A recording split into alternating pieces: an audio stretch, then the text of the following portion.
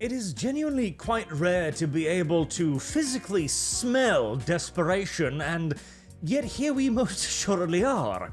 Final update for Suicide Squad Kill the Justice League reveals Batman clone's death. Arkhamverse Batman still alive.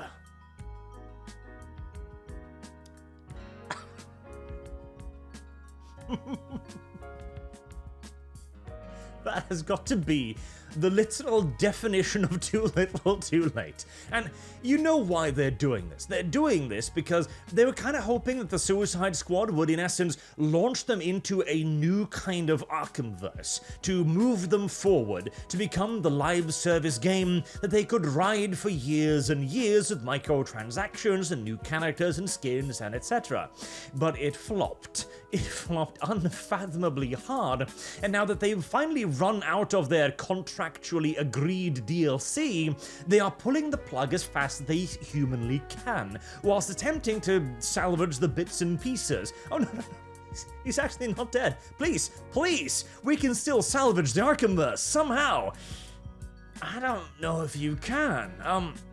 See, the problem here is, if you are indeed correct, what was the real Batman doing? Was he just, chilling, standing by, watching the world get destroyed? Was he watching all of his friends get brain-controlled and turn into murder machines and just decided to have a vacation? Did he see Harley Quinn and crew arrive and just, lean back thinking, aha, the heroes are here? I mean, this doesn't really fix your Arkhamverse Batman at all. And not to mention, even if you find a reasonable explanation for why he didn't intervene, like maybe he was frozen in ice or something nonsense, right? You already don't have Kevin Conroy anymore. He was the heart and soul of this in so many ways. If you attempt to relaunch a Batman Arkhamverse game today without Kevin Conroy to try and continue this ridiculous Suicide Squad storyline, people aren't going to be very happy with you. I'm just pointing it out here. People are going to yell at you. A lot. Okay? This is not going to be received well. Nobody is going to cheer the return of this particular Batman, okay? The best thing you can do here is to literally lay it all dead. Waste the entire darn thing. Give up on it. You sunk it already. It is over. Start anew. That's what I thought they were doing when they announced they were working on some sort of new Batman thing, that they would just start an entirely new universe with an entirely new continuity and preferably entirely new characters as well. That would allow them to create a new Batman with a new voice and hopefully a few new villains too. See, there's a couple of things that are annoying about the whole Suicide Squad thing, for example, because the Suicide Squad as an idea, well, one, honestly, I don't think anyone right now in the current year in our position in the culture war really wants to watch a bunch of villains off everybody's favorite superheroes. Nobody wants to watch Harley Quinn or Captain Boomerang decapitate Superman or Batman right now. It's not really where we are, culturally speaking, but there were opportunities to continue Harley Quinn, at least. Even though her character has been much used and abused recently, I need to do a video on the fall of Harley Quinn, honestly, as Harley Quinn was actually originally introduced as a rather interesting character to the Joker, which both boosted Joker's own gravitas by giving him a hot female sidekick, in essence, and opened up new criminal schemes for him to entangle himself with, and then also eventually became a bit of an interesting mirror to the Joker, an insane person who was merely insane but could still be fixed, whereas the Joker, of course, was pathological at that point and there was no saving him. It added in a wonderful example of how Batman still continues to save the Joker and why he doesn't kill him, because he sees Harley Quinn as somebody who can be redeemed, and therefore he believes, and must perhaps believe, that the Joker too can be redeemed and cured of his insanity. But as Harley Quinn's story goes on, she just turns into the Joker. I shit you not, she is just the Joker now.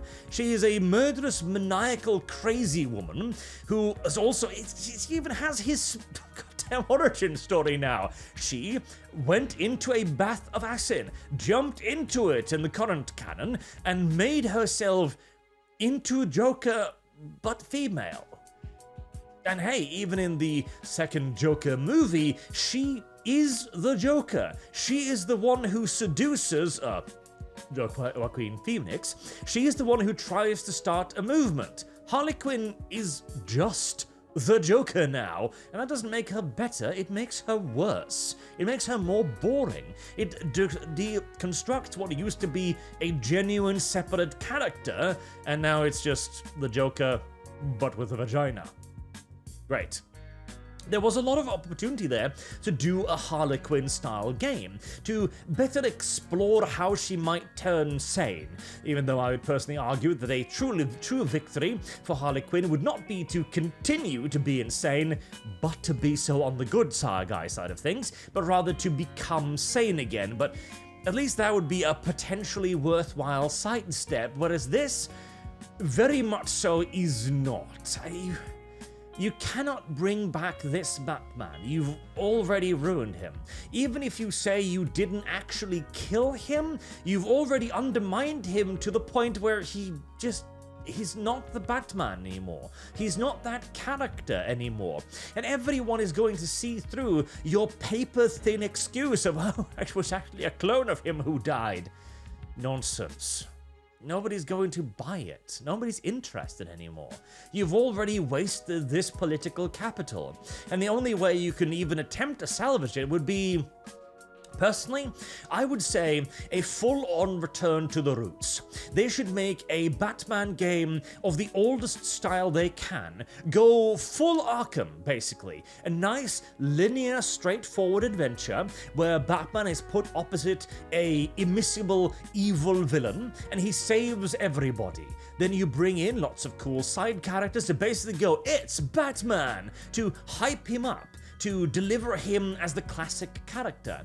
And then do, I think they did this in Knights or Cities, loads of skins. Allow people to play the armored Batman, allow people to play the 80s Batman, allow people to play like an original Dark Crusader 40s Batman, allow people to basically just make a love letter to the character is what I'm asking for here, and then allow the people who are playing the game to engage with that love letter in as many ways as they can. Lean heavy on the detective side of things. Now, a lot of people often criticize the detective vision from Arkham, and I understand why, because you kind of ruined the reason to play the game in any other vision mode at that point, and it makes a lot of detective work kind of, trivial. There are definitely better ways to construct those puzzles, but more of an old-school Dark Knight would be your only hope at redemption here, and even then, it is a fucking slim one. It is a tiny one. And after a game like Suicide Squad killed the Justice League with Pride Mr. Freeze, I don't think there's enough people at the studio itself to even contemplate doing an honest take on a character like Batman, who is someone that the progressive side of things often have very serious problems with.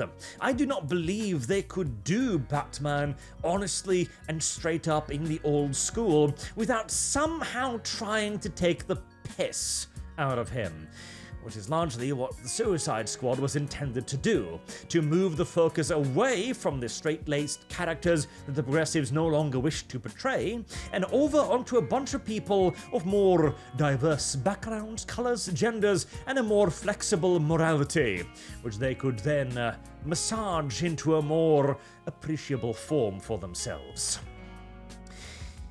The Arkhamverse Batman is over. It's done. He may not be dead, but it's definitely over, and it's going to require a whole lot of convincing for me, or I reckon anyone else, to think any different. God damn it. Anyways, I have been Arch, as always. Thank you very much for watching. Now I hope to see you all again soon. Have a good night.